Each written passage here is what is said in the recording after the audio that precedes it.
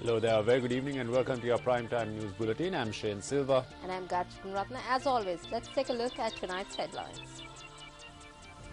President Mahinda Rajapaksa begins a two-day official visit to Pakistan.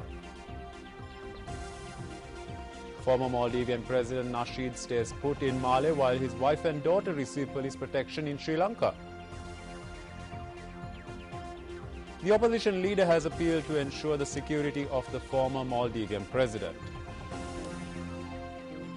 Karu Jayasuriya receives an award from the UNP leader. And bomb blasts raise Syrian death toll. Now for those stories in detail, President Mahinda Rajapaksa left for Pakistan today on a two-day official visit. The President Media Unit said that President Mahinda Rajapaksa was visiting Pakistan on an invitation extended by Pakistan President Asif Ali Zardari.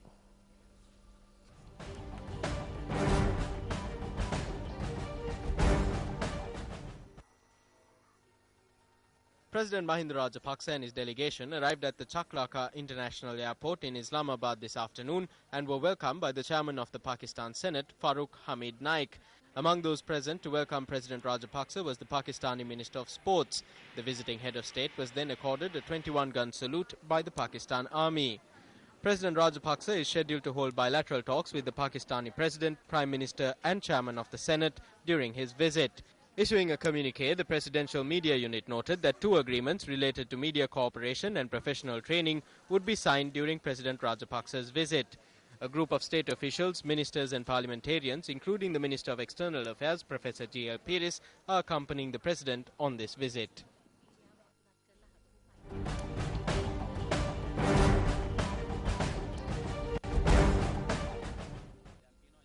The police department said that adequate security has been provided to the wife and daughter of the former Maldivian President Mohammad Nasheed, who are currently in Sri Lanka. Police media spokesperson SP Ajit Rohana stated that security has been provided on the direction of the Inspector General of Police.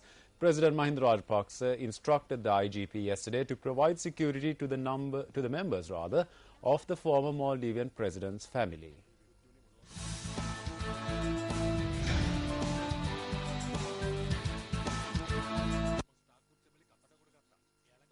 The wife and daughter of the former Maldivian President, Mohammad Nasheed, arrived in Sri Lanka yesterday.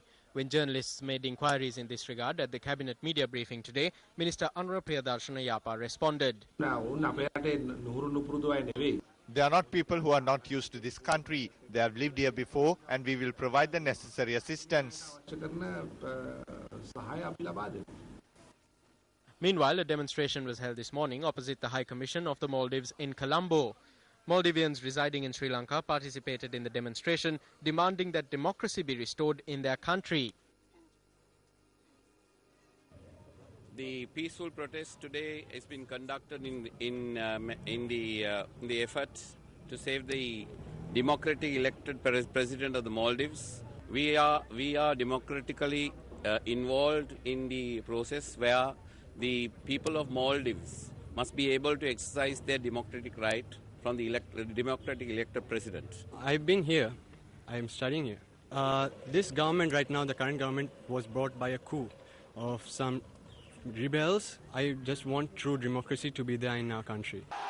Meanwhile, as supporters of the former Maldivian president continued to demonstrate against the government, Reuters news agency showed footage yesterday of the former president Mohammad Nasheed joining the protesters.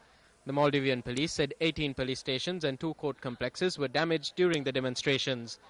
Reuters reported today that the former president is now at his home in Malé.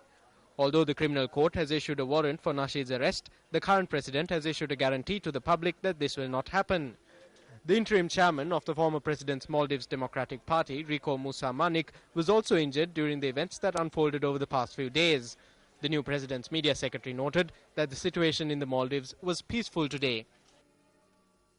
Ex-president of Maldives, and he is free, spreading some rumors that he is going to be arrested, which is not true. The president assured the BBC that he would not be arrested under any circumstances unless it is for his own personal safety. Well, the situation is okay. I mean, I really don't see a situation that is calling for extended concern. I really don't see. I'm out here on the street here. I don't see an issue here. Meanwhile, the United Nations Assistant Secretary General for Political Affairs, Oscar Fernandez Taranco, has arrived in the Maldives and held discussions with the new President Mohamed Wahid. Several United Nations representatives and Western diplomats participated in this discussion. Following the meeting, the Assistant Secretary General said that the new president had pointed out that a positive environment would come about as a result of the police and the army acting constitutionally. We urge all political actors, all relevant actors to this crisis to remain calm, to prevent any type of violent acts, and to not resort to incitement, threats, or rhetoric that will not help moving this crisis into a peaceful resolution. Meanwhile, the current situation in the Maldives was discussed in Parliament today. We want what is happening in Maldives to take place, and I must venture to the House that the President and I have both spoken to President Wahid, and President Wahid informed me that they are committed to the democratic reforms and they will go ahead with it. But we are also concerned, and must express in this House, we are all concerned about the safety of the former President Nasheed and also the supporters of the Maldivian Democratic Party. The President himself has spoken with the former President Nasheed. The Honorable Ravi Karanayak, who is here, has also spoken with the former President Nasheed. His family is here, and it's, we are all doing our best to ensure there is normalcy in Maldives. At the moment, the SAARC countries, the Commonwealth countries and others are all there to help defuse the crisis. And I think it's best that all parties in Maldives cooperate with them. We all want a stable and a prosperous Maldives so that they can work together with all the friendly governments to ensure peaceful settlement as soon as possible. For the latest developments on the crisis in the Maldives, you can now log on to our trilingual news website. That's www.newsfirst.lk.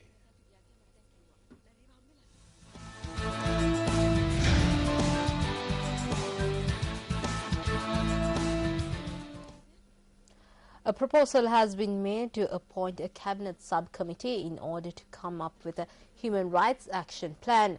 This was revealed at the cabinet media briefing today. මානව හිමිකම් ක්‍රියාකාරී සැලසුමක් ඇති කිරීම සඳහා It has been proposed to appoint a cabinet subcommittee to create a human rights action plan. The subcommittee will include Ministers Nimal Siripala de Silva, Basil Rajapaksa, Professor G.L. Pires, Mahinda Samarasinha, Anwar Priyadarshana Yapa and Dilan Pereira. Minister Mahinda Samarasinha especially has been involved in human rights issues in the recent past as the special envoy of the President, and he will continue to do so. මානව හිමිකම් සංවිධාන කටයුතු වලට සම්බන්ධ වුණා. ඉදිරියටත් ඒක එහෙම කරන බව මතක් කරගන්න. The acting cabinet spokesperson also responded to queries whether the government intends to draw the remaining tranches of the IMF facility extended to Sri Lanka. ජාත්‍යන්තර මූල්‍ය ආරම්භන අපිට බලපෑමක් කරලා නැහැ. The International Monetary Fund has not influenced us. We have not arrived at a final decision as yet about obtaining the second and third installments of the facility extended by the IMF. We can take it if we want and not take it if we don't. There are no conditions in this regard from either side. The current situation of the IMF is not like what it was in the 1960s and 70s. Now it doesn't influence countries. IMF එක එවැනි බලපෑම් කරන්නේ නැහැ දැන් රටකට. Former Army Commander Sarath Fonseca was brought to a private hospital in Colombo today as well for treatment. Sarath Fonseca was brought to the private hospital for physiotherapy treatment.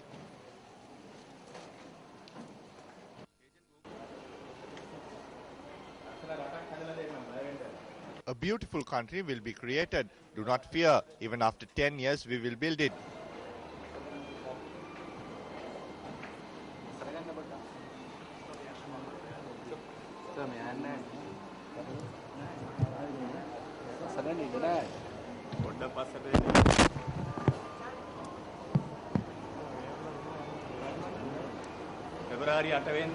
My gratitude to all those who demonstrated for my release on the 8th of February. People's protests have been successful. They have come to South Asia now. They have come to the Maldives. It will come to Sri Lanka soon.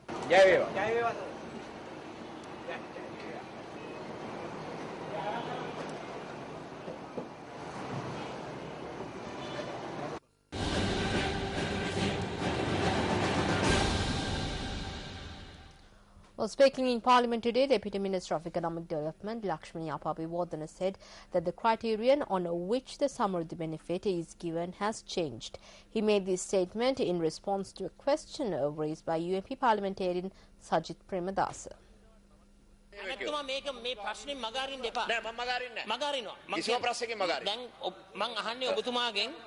I am asking you if 6,216 million rupees can be allocated for 17,389 people, then why can't 9,300 million be allocated for the 1,574,675 families who are Samurdhi beneficiaries? මිලියන 9300ක් වැනි සොච්චම් මුදලක්ද කියන එකයි මම අහන්නේ. මේ මුද්දරයට වෙන් කරපු මුදල මේ වසරේ තවත් ලක්ෂ 30000ක් වැඩි කරලා තියෙනවා සමෘද්ධියට වෙන් කරන මුදල. ලක්ෂ 30000. ලක්ෂ 30000ක් වැඩි කරාට මාස 3ක් සමෘද්ධි මුද්දරේ දීලා නැහැ. ඒක නිසා තමයි දැන් සමෘද්ධි මුද්දරේ එකට දෙන්නේ. ඇයි එකට දෙන්නේ? ඇයි දෙන්නේ බැරි මාස පත? ඔබ අපි නිර්ණායක මං කියවනේ පැහැදිලිව. මේ නිර්ණායකයන් අපි දන්නවලා තියෙනවා අලුත් නිර්ණායකයන්. අපි සමෘද්ධිය සමාලෝචනයක් කරනවා. ඒ කියන්නේ නිර්ණායකයන් හදන හින්දා මාස්පතා ලබා දෙන්නේ නැහැ. අපි මාස 3 මේකට දෙන්නේ. මේක රටේ ජනතාව දැනුවත් කරලා තියෙන්නේ.